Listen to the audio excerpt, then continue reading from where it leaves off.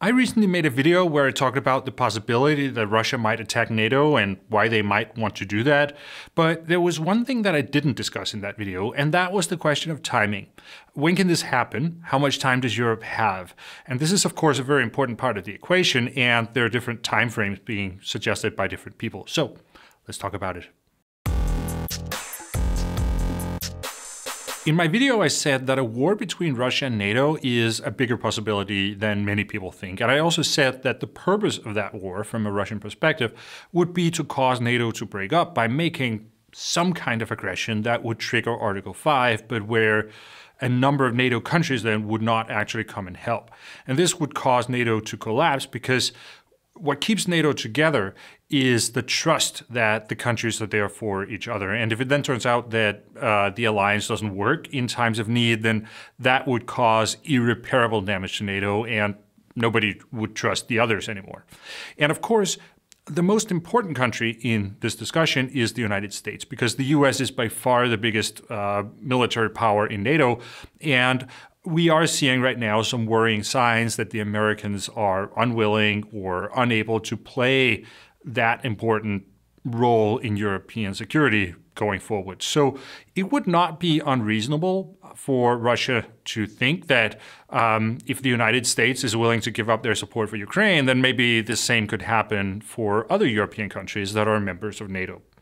And I think this is also the realization that many military and political leaders in Europe right now are making, and why we've been seeing so many public warnings in Europe that Europe and NATO have to take the risk of armed confrontation with Russia more seriously.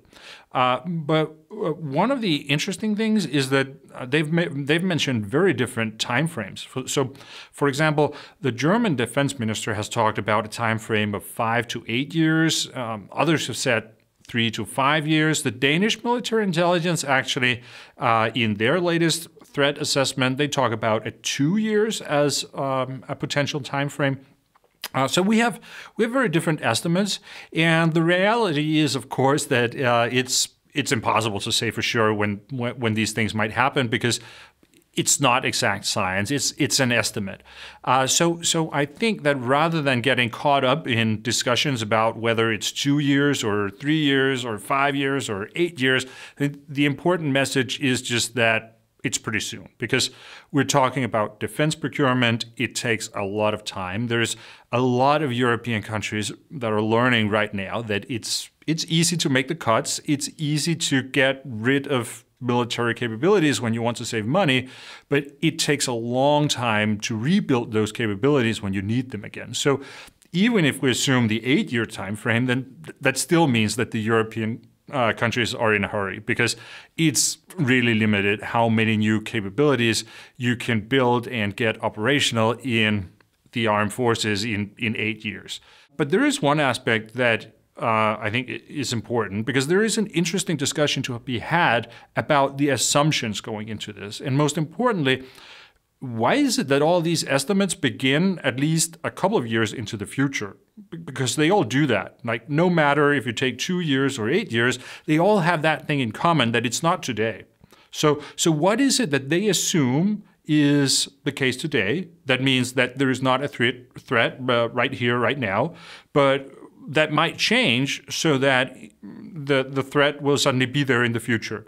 That's, of course, an interesting question, because then we will know what to look for. And we will know that when that thing happens, then things will have gotten more dangerous. And that's when there can be a war between Russia and NATO. And the answer is pretty clear. It's the war in Ukraine. It's a very common view that many experts will say that Russia has so much to do in Ukraine that they don't have resources for more. So that's why we're talking about something that will be at least a couple of years into the future, because first the war in Ukraine has to end, and then Russia will have to rebuild their military somewhat before they're strong enough to try something against NATO. And Russia's defense production is in a wartime mode now. They are producing a lot of equipment really quickly, but it will still take some time for them to replace the losses.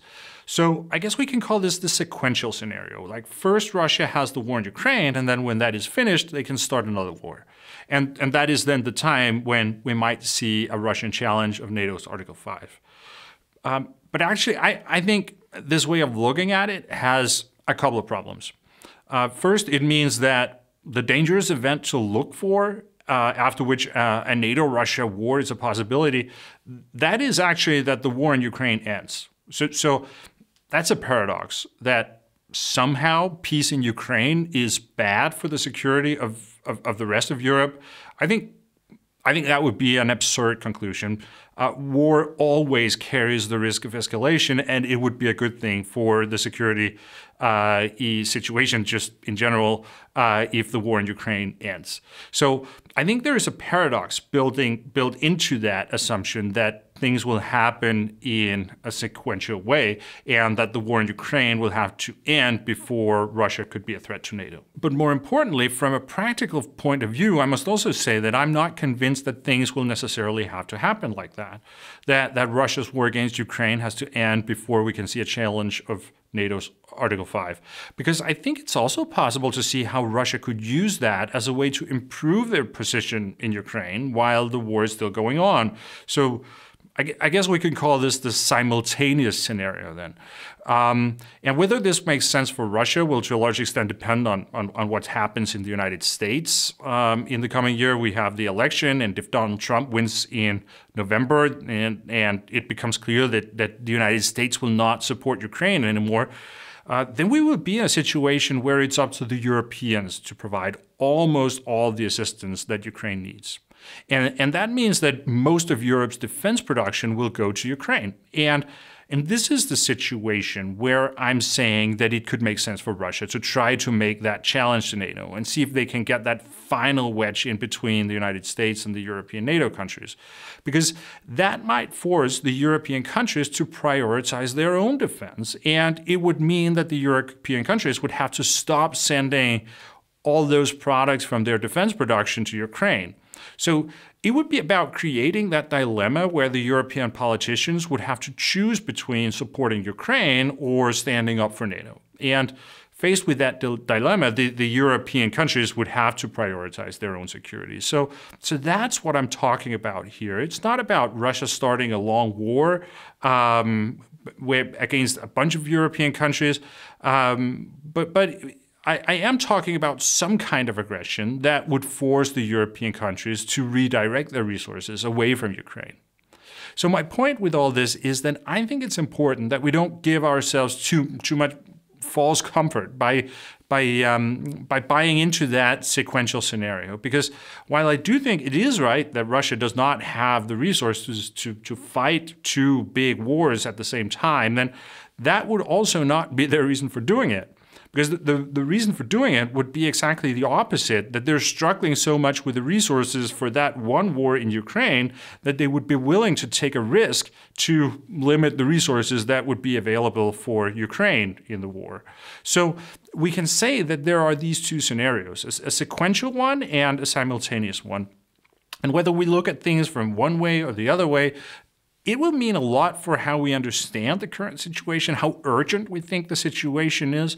Because if we assume the sequential scenario, then things are not that urgent.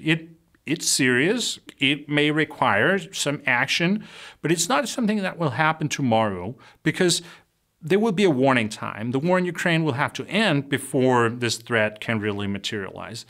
And that is how those estimates come up at, say, 5 to 8 years. But if we, on the other hand, assume the simultaneous scenario, then that challenge from Russia against NATO's Article 5, it can happen while the war in Ukraine is still going on.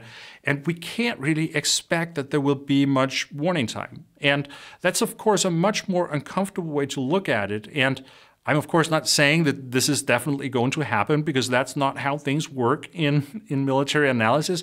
But I am saying that I think we should be careful about assuming that we will have a warning time and that a Russian challenge of NATO can't happen before the war in Ukraine ends, because it might.